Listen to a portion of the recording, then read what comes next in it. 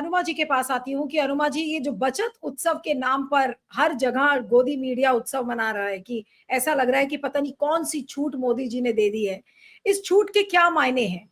इतनी लूट के बाद इस छूट का कोई मतलब है? और आपके हिसाब से अगर सिर्फ पॉलिटिक्स की बात करें, स्वदेशी की बात, आत्मनिर्भरता की बात, जीएसटी के छूट की बात, आखिर क्यों मोदी जी ये सब करने को इस समय मजबूर हो गए? क्या बिहार का चुनाव था इसलिए उन्होंने किया, या फिर अपना जो खोई हुई जमीन है वो उसको पाना चाह रहे हैं इस बचत उत्सव के जरिए? और क्या वाकई में जनता उनकी बातों को मानेगी इस समय, जब उनको केवल और केवल लोग वोट चोर के रूप में देख रहे हैं? समय अनम्यूट कर लीजिएगा अनुमा जी। हाँ, आप सभी को नवरात्रि की शुभकामनाएं। और प्रधानमंत्री ने कल बोला कि नागरिक देवो भव, मतलब पहले ये इस तरह के जो जुमले वो छोड़ा करते थे तो लोग बाग बड़ी तालियां बजाते थे। अब लोग कहते हैं अरे एक और बोल दिया कुछ। तो वही है कि नागरिक देवो भव बोल के उनको कहा कि भाई हमने आपके आयकर में छूट बढ़ाई और उसके बाद हमने ये दाम कम किए, तो आप लोगों को 2.5 करोड़ रुपीस, 2.5 लाख करोड़ रुपीस का फायदा है पूरे देश को। तो लोग ये सोच रहे होंगे कि भाई कहाँ से फायदा है, मतलब ये 2.5 लाख करोड़ आपने हमसे पहले कमाए, आप ही ने तो कमाए। 2017 में आप ही ने जीएसटी लगाया, 2 साल पहले आपने दूध, पनीर और दही पर भी जीएसटी लगा दिया, यहाँ तक कि आपने कफन के कपड़े तक पर भी आपने जीएसटी लगा दिया। तो लोग बाग अब समझ जाते हैं क्या है, प्रधानमंत्री नरेंद्र मोदी एक बहुत ही नीरस, रिपीटिशन है ना, दोहराव है ना, तो उनका स्क्रिप्ट राइटर बदला है और ना उनकी बोलने का तरीका बदला है।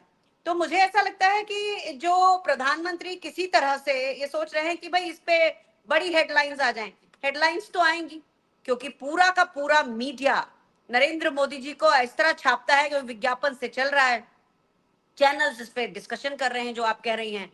लेकिन दूसरी बात जो उन्होंने कही स्वदेशी वाली, बहुत अच्छा लगता है जब प्रधानमंत्री जो मोवाडो की घड़ी पहने हुए और बुल्गारी का गॉगल्स लगाए हुए, मॉन्ट ब्लांक का पेन इस्तेमाल करते हुए, जर्मनी की कार में सवार होकर अपने ऑफिस आते हुए और हजारों करोड़ के अमेरिकी जहाज में यहाँ से वहां घूमते हुए जब ऐसी बात करते हैं तो बड़ी खुशी होती है कि प्रधानमंत्री कितने समझदार हैं, कितनी अच्छी बातें कर रहे हैं कि खुद नहीं, ये लेक्चर, ये उपदेश केवल लोगों के लिए है, ये प्रधानमंत्री पर लागू नहीं होता। प्रधानमंत्री खुद स्वदेशी नहीं अपनाएंगे, हाँ स्वदेशी गालियां जरूर अपनाते हैं, स्वदेशी भाषा की मर्यादा जरूर वो बर्बाद कर देते हैं। तो एक तो ये चीजें हैं। दूसरी चीज, किसने बढ़ाया था भाई ये टैक्स? बढ़ाया भी आपने था, कम भी आप की आवाज आपको कट रही है मेरी अनुमा जी। आवाज आ रही है? मेरा हाँ अचानक हाँ, मुझे लगा नेटवर्क कनेक्शन। हाँ हाँ, नहीं नहीं, बीच में आपकी आवाज कट गई थी, रिपीट करिए प्लीज। हाँ, नहीं, बोलिए। मैं सिर्फ ये कह रही हूँ कि प्रधानमंत्री दूसरों के ऊपर लेक्चर देते हैं, वो खुद पर इन चीजों का कोई अमल नहीं करते, ये उनके आदत पे शुमार रहा है। और अभी जो लोग कह रहे हैं कि भाई सब चीजें सस्ती हो जाएंगी, क्या सच में सस्ती हो जाएंगी? भाई आपने 5% और 18% का स्लैब किया, लेकिन रॉ मटेरियल पे जो आप लगा दे रहे हैं 18% अगर आप लगा दें, जिस चीज की कीमत आपने कहा कि भाई इस पर 0% टैक्स है, जैसे एक रजिस्टर की बात मैंने पढ़ी अभी कि रजिस्टर के ऊपर उन्होंने कहा 0% टैक्स है। तो अब आप देखिए कि उसका रॉ मटेरियल है, उसका जो कागज है उस पर 18% है, और उसका और जो दूसरी सामग्री इसमें केमिकल्स हैं उसके ऊपर टैक्स है। तो अगर उस वाले पर्टिकुलर एग्जाम्पल को जोड़ें तो जो चीज 183 रुपीस में मिल सकती थी वो 217 रुपए में मिल रही है। एक एग्जाम्पल ये बताया गया था, उसमें कागज के ऊपर खास तौर पर था, क्योंकि कागज, उन्होंने कहा कागज से बना हुआ product which is a resistor, वो आपको 0% जीएसटी पे मिलेगा। तो इसी तरह से 0% जीएसटी के बहुत सारे ऐसे खेल होंगे, ऐसे बहुत सारे खुलासे होंगे जो हमारे सामने आएंगे। और जिन कारों के ऊपर प्रधानमंत्री ने कहा है, दरअसल जो जीएसटी जो है उसमें कम हुई है, जो कि मिडिल क्लास जिन कारों का इस्तेमाल करती है उन कारों पर, मैं समझती हूँ मिडिल क्लास भी इस हालत में नहीं रही है। जैसा अभी प्रोफेसर साहब ने बहुत साफ बताया कि ना तो लोगों की तनख्वाहें बढ़ रही हैं, लोग ऋण में डूबे हुए हैं, तो ऐसे में क्या वो कारें खरीद पाएंगे? तो ये जो देश को हमेशा ऐसा समझना कि हमारे माथे पर कुछ मूर्ख लिखा है, आज एक पुरानी मूवी की पिक्चर की एक क्लिप भी बहुत वायरल चल रही है, अगर आपने देखी हो तो उसमें एक नेताजी अपने जो उसके पास व्यापारी आता है उससे कहते हैं कि तुम्हारी रोटी की कीमत कितनी है, तो वो कहता है कि 5 रुपए, तो उनको कहते हैं 3 गुना बढ़ा दो। वो 2 गुना बढ़ाने के लिए रिक्वेस्ट करता है, वो कहते हैं 3 गुना बढ़ा दो, उनके सीएम फंड में चंदा दे दो, और जब जनता बहुत ज्यादा शोर शराबा करे तो उसमें से जो तीसरा गुना बढ़ाया है उसको कम करके उसको डबल पे रहने दो। तो लोगों को लगेगा कि हम बहुत सुखी हैं। वही है कि लोगों के ऊपर जो तानाशाह होता है वो बहुत ज्यादा पीड़ा उन्हें पहुंचाता है, और उसके बाद एक या दो चीजें जो बहुत ज्यादा पीड़ादायक होती हैं उनको कम करता है, तो लोग समझते हैं हाँ हाँ हमें बड़ी राहत मिल गई है। प्रधानमंत्री नरेंद्र मोदी इस देश के साथ वही काम कर रहे हैं जिसमें पहले खुद ही दाम बढ़ाए, पहले खुद ही तकलीफ बढ़ाई, और उसके बाद थोड़ी सी तकलीफ का उसमें कमी करके कह रहे हैं जी हमने आपके लिए बहुत बड़ा काम कर दिया है। अनुमा जी, ये जो लॉजिक है, ये जो कैरेक्टर है, जो कैरेक्टर ट्रेट है मोदी जी का, इस पर हमें बात करनी बहुत जरूरी इसलिए है क्योंकि विपक्ष और खासकर राहुल गांधी तो 2016 से इन चीजों को पॉइंट आउट करते चले आ रहे हैं। विपक्ष का हर नेता ये कह रहा है कि भाई आपने इतनी सारी टैक्स स्लैब्स बना दिए थे, उसकी जरूरत नहीं थी। कल मोदी जी क्या गिना रहे, अरे यूपीए के टाइम में देखिए ऑक्ट्रॉय था, सेल्स टैक्स था, दुनिया भर के टैक्सेस थे, 50 तरीके के फॉर्म्स भरने होते थे, और हमने ये चीज बदल दी। अब लूटा भी उन्होंने, लूट कर अब वो एहसान भी जता रहे हैं जनता को कि देखिए हमने आपके ऊपर कितना बड़ा एहसान कर दिया, 2.5 लाख करोड़ रुपए हम बचा रहे हैं और आपके लिए सारी रोजमर्रा की चीजें अब सस्ती हो जाएंगी। ये क्या, कौन सी घुट्टी मोदी जी पिलाने की कोशिश कर रहे हैं? ये फ्रॉड नहीं तो और क्या है। मैं रिपीट कर रही हूं कि क्या ये जीएसटी बचत के नाम पर देश की जनता के साथ एक बड़ा फ्रॉड कर रहे हैं प्रधानमंत्री? नीलू जी, आपके सारे दर्शक जानते हैं कि जीएसटी लाने का प्लान कांग्रेस का था। कांग्रेस शुरू से ही, जब यूपीए की सरकार थी तो हम इसके बारे में बात कर रहे थे। अगर कांग्रेस इसे लेकर आती तो थोड़ा विजडम के साथ लेकर आती। प्रधानमंत्री जी ने वन नेशन वन टैक्स के नाम पे वन नेशन पता नहीं प्लेंटी ऑफ द टैक्स लोगों के ऊपर लाद दिए थे, और तभी राहुल गांधी जी ने तब कहा था कि ये गब्बर सिंह टैक्स है और इसे रिवर्ट करना होगा, और रिवर्ट किया। हालांकि राहुल गांधी जी को श्रेय कैसे देंगे, क्या कि होता यह है कि भारतीय जनता पार्टी के पास बेसिक बुद्धि शायद प्रशासन चलाने की है नहीं। तो आप देखेंगे हर महकमे में, चाहे वो अब जीएसटी जैसे लगा है तो उसके बारे में भी, और हर महकमे में, मैं तो फौज को देखती हूँ, फौज के हालात जिस तरह से हो गए हैं उनको देख के लगता है।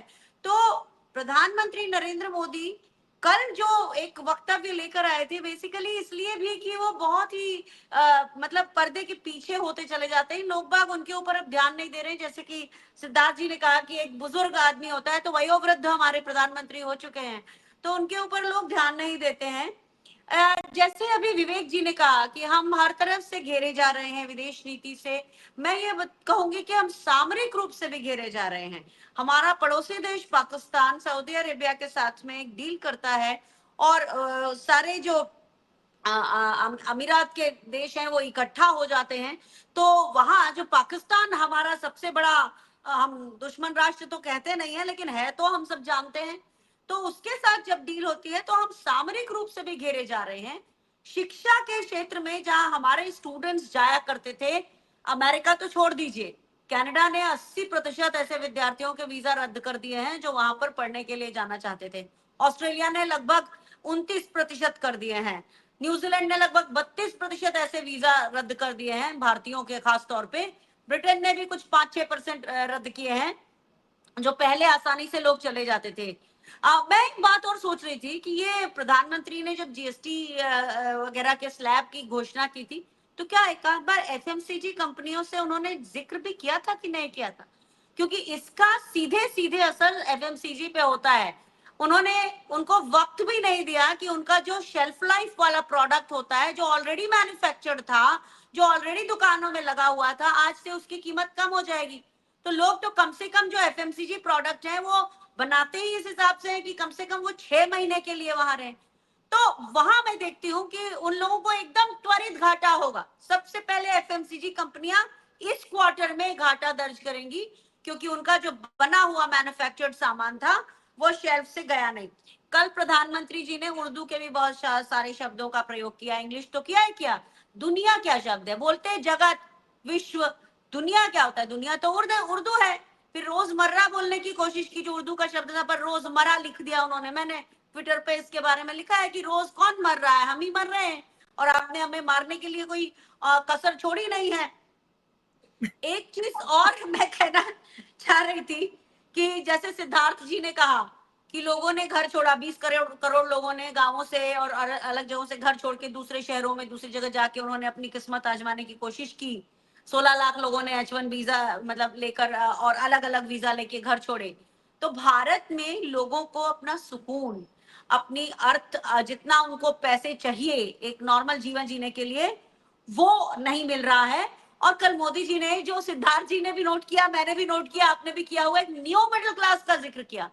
भाई एब्सोल्युटली। मिडिल क्लास जो थी वो तो श्रिंक हो गई है, तो न्यू मिडिल क्लास कौन सी है? क्या जो अपर मिडिल क्लास थी वो श्रिंक होकर जो पहुंची है उसे न्यू मिडिल क्लास कह रहे हैं? मुझे तो मेरे अनुमा जी सोच ऐसा लग रहा है कि मोदी जी को इस शब्द के बारे में पता नहीं होगा, कल किसी ने उनको जरूर बोला होगा कि अब आपका नया जुमला न्यू मिडिल क्लास होना चाहिए, इसीलिए उन्होंने बार बार रिपीट किया कि मिडिल क्लास और न्यू मिडिल क्लास। मुझे तो यही लग रहा है कि न्यू मिडिल क्लास का शब्द इसके पहले वो जानते नहीं थे, I am sorry to say that, लेकिन कल उनके सलाहकार या चाटुकार ने जरूर उनको बताया कि आप इस शब्द का इस्तेमाल करिए। जी अनुमा जी।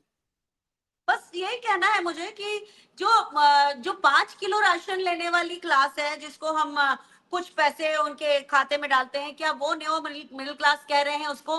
तो वो मिडिल क्लास की कैटेगरी में तो आती ही नहीं है।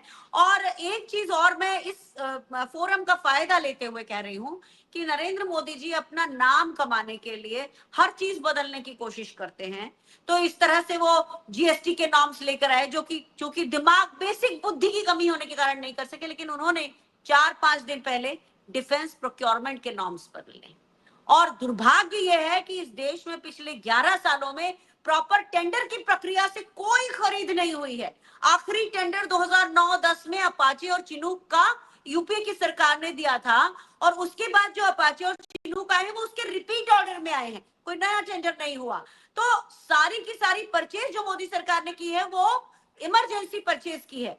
तो आप चीजें बदलने के चक्कर में, आप अपने नाम से सब कुछ मैंने शुरू किया इसके चक्कर में नए से नए मूर्खतापूर्ण चीजें लेकर आ रहे हैं। ये मैं आपको बताना चाहती हूँ कि ना केवल ये हम, जो प्रधानमंत्री का कल का भाषण था, खुद ने ही रोपा, और खुद ही वो अगर जहर का पौधा निकला तो उसी को आप कह रहे हैं थोड़ी सी छटाई करके कि जी मैंने तो इसे ठीक कर दिया। इसी तरह से हर सेगमेंट में वो ऐसा करने की कोशिश कर रहे हैं, हर बार मुंह की खा रहे हैं, और हर चलते हुए सिस्टम में आर लगाते हुए से मुंह के बल धड़ाम से गिरा रहे हैं।